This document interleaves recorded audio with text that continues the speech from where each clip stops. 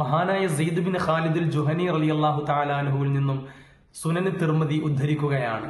മഹാനായ പ്രവാചകൻ സല്ലല്ലാഹു അലൈഹി വസല്ലം പ്രഖ്യാപിച്ചു, മൻ ഫത്തറ സ്വായിമൻ കാന ലഹു മിസ്ലു അജ്രിഹി ഗൈറ അന്നഹു ലാ യൻഖുസു മിൻ അജ്രി സ്വായിമി ശൈഅ.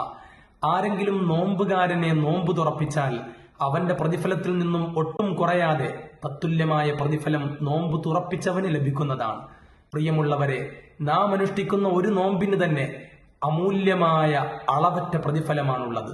എന്നാൽ മറ്റൊരാൾക്ക് നോമ്പ് തുറക്കാനുള്ള വിഭവം നാം നൽകിയാൽ അയാൾക്കുള്ള നോമ്പിന്റെ കൂലി കൂടി നമുക്ക് നേടിയെടുക്കാൻ സാധിക്കുന്ന അസുലഭ വ്രതനാളുകളിലാണ് നാം ഉള്ളത്. അതുകൊണ്ട് ആർക്കെങ്കിലും അല്പം കാരക്കയെങ്കിലും നൽകി നോമ്പ് തുറപ്പിക്കാൻ വേണ്ടി നാം പരിശ്രമിക്കുക.